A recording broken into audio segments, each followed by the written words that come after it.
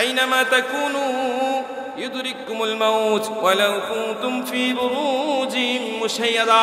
যদি কঠিন পাচিরে, শক্ত পাচিরেও যদি তুমি নিজেকে নিয়ন্ত্রণ রাখার জন্য যদি চেষ্টা করো, নিজেকে নিয়ন্ত্রণ রাখবে মৃত্যু থেকে, তারপরে মৃত্যু থেকে বাঁচবে না। অর্থাৎ আপনি আমাকে প্রত্যেকটা মানুষকেই করতে হবে, ঠিক না বলেন? এই জন্য বলতেছিলাম আল্লাহ রসুলকে আল্লাহ পাক রব্বুল আলামিন সবচেয়ে বেশি ভালোবাসতেন। আল্লাহর বন্ধু কার বন্ধু? হাবিবুল্লাহ। কার বন্ধু? আল্লাহ পাকের বন্ধু হলেন হাবিবুল্লাহ, আল্লাহর বন্ধু আল্লাহর রসুল।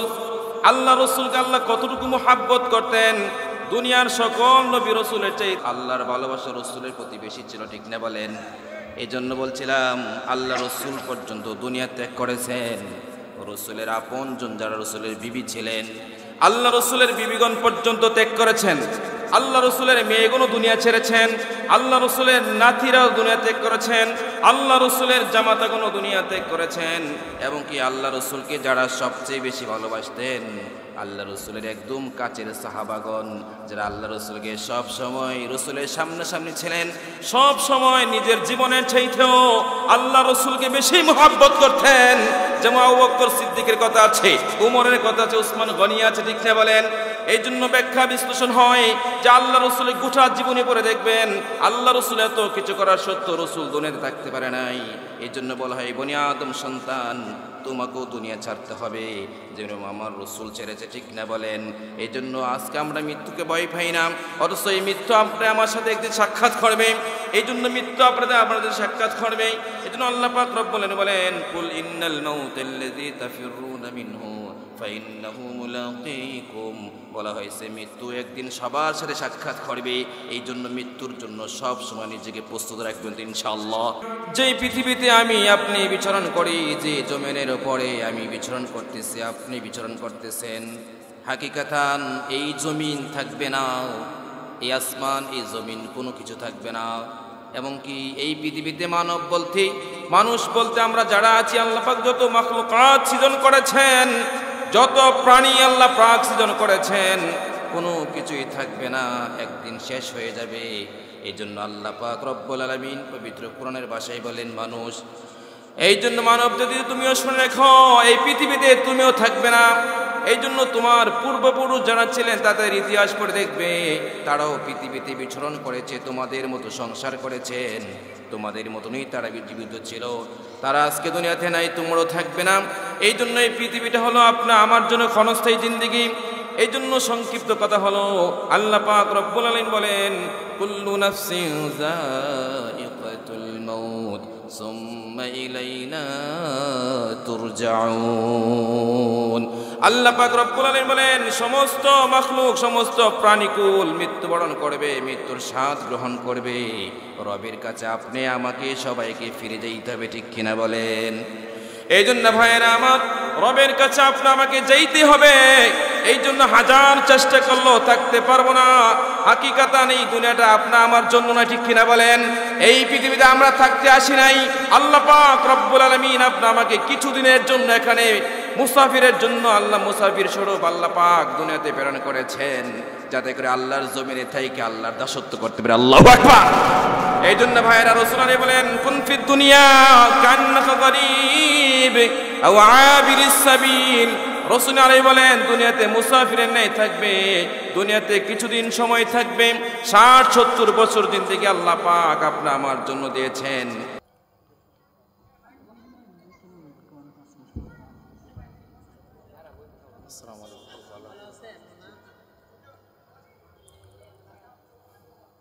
এজন্য বলতেছিলাম আল্লাহ রসুলকে আল্লাহ পাক রব্বুল আলামিন সবচেয়ে বেশি ভালোবাসতেন। আল্লাহর বন্ধু কার বন্ধু? হাবিবুল্লাহ। কার বন্ধু? আল্লাহ পাকের বন্ধু হলেন হাবিবুল্লাহ, আল্লাহর বন্ধু আল্লাহর রসুল। আল্লাহ রসুলকে আল্লাহ কতটুকু মুহাব্বত করতেন, দুনিয়ার সকল নবী রসুলের চাইতে আপনি আমার রসুলের ভালোবাসা আল্লাহর ভালোবাসা রসুলের প্রতি বেশি ছিল, ঠিক না বলেন? এই জন্য বলছিলাম আল্লাহ রসুল পর্যন্ত দুনিয়া ত্যাগ করেছেন।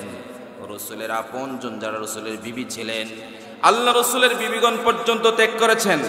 আল্লাহ রসুলের মেয়েগুলো দুনিয়া ছেড়েছেন, আল্লাহ রসুলের নাতিরাও দুনিয়া ত্যাগ করেছেন, আল্লাহ রসুলের জামাতাগুলো দুনিয়া ত্যাগ করেছেন, এবং কি আল্লাহ রসুলকে যারা সবচেয়ে বেশি ভালোবাসতেন আল্লাহ রসুলের একদম কাছের সাহাবাগণ, যারা আল্লাহ রসুলকে সব সময় রসুলের সামনাসামনি ছিলেন, সব সময় নিজের জীবনের চাইতেও আল্লাহ রসুলকে বেশি মহব্বত করতেন।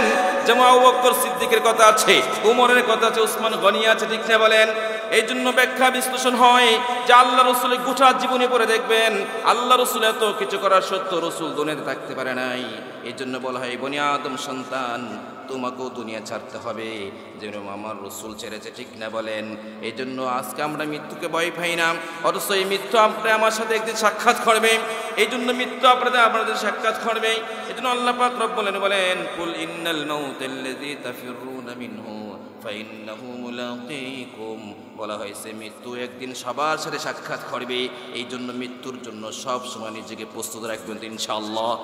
এই জন্য সুলতাইনে ভাইয়েরা আমার, সুলতাই নয়, বলা হয়েছে আইনামা তাকুনু ইউদরিকুমুল মাউত ওয়ালাউ কুনতুম ফি বুরুজিম মুশাইয়াদা। যদি কঠিন পাচিরে, শক্ত পাচিরেও যদি তুমি নিজেকে নিয়ন্ত্রণ রাখার জন্য যদি চেষ্টা করো, নিজেকে নিয়ন্ত্রণ রাখবে মৃত্যু থেকে, তারপরে মৃত্যু থেকে বাঁচবে না।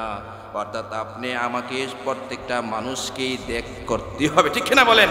অর্থাৎ আমরা মৃত্যু নামক যে জীবন আছে, মৃত্যু নামক যে বিষয়টা আছে, আমি আজকে কথা বলছি, আজকে আসছি, আমারও কোনো নিশ্চয়তা নেই। আরে কত মানুষ তো রাতের খাবার খেয়ে সকালে তার জানাজা পড়তে হয়, ঠিক কিনা বলেন?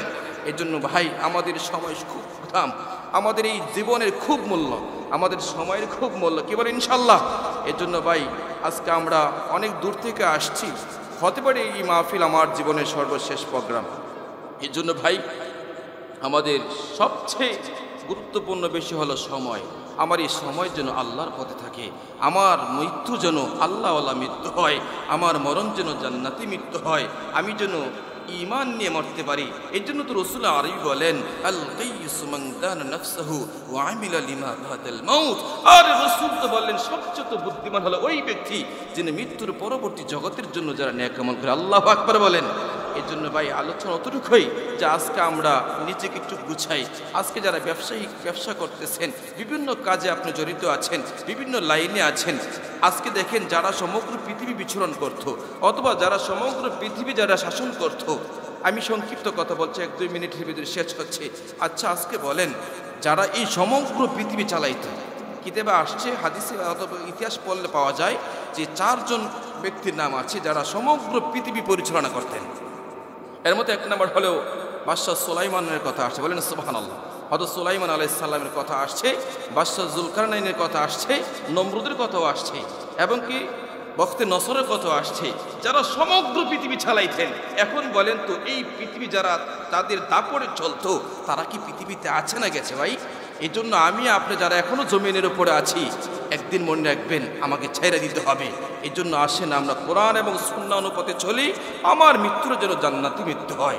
আমার আশা আকাঙ্ক্ষা থাকবে আমি যেন জান্নাতি মৃত্যু হয়, আমার জবানে যেন কালিমা নসিব হয়, ঠিক কিনা বলেন? আল্লাহু আকবার বলেন। রাসূল বলেন আল আখিরু কালিমাতুন লা ইলাহা ইল্লাল্লাহ দাখালাল জান্নাহ। রাসূল বলে যার সর্বশেষ কথা হবে লা ইলাহা ইল্লাল্লাহ দাখালাল জান্নাহ, সে জান্নাতে ঢুকবে, বলেন সুবহানাল্লাহ। যাই হোক আলহামদুলিল্লাহ, কয়েক মিনিট যতটুকু বলতে পারছে আলহামদুলিল্লাহ বলেন। হুজুর আমাদের সামনে আসছে, আলহামদুলিল্লাহ বলেন। আল্লাহ আজকে এই করিমগঞ্জের মাহফিল আসলে অত্যন্ত আপনার ভাগ্যবান যে যাদেরকে পাইছেন, আলহামদুলিল্লাহ বলেন। যাদের বাসা আমার এই ছোটো মুখে তাদের প্রশংসা করে শেষ করতে পারবো না, আলহামদুলিল্লাহ বলেন। আল্লাহওয়ালা মানুষের চেহারা দেখলো আল্লাহ সগীরা গুনাহ মাফ করবেন, সুবহানাল্লাহ। আল্লাহ পাক আপনি আমাকে দ্বীনের দায়ী হিসেবে কবুল করবেন, আমিন। ওয়া আখিরি দাওয়ানা আনিল হামদুলিল্লাহি রাব্বিল আলামিন। আসসালামু আলাইকুম ওয়া রাহমাতুল্লাহ।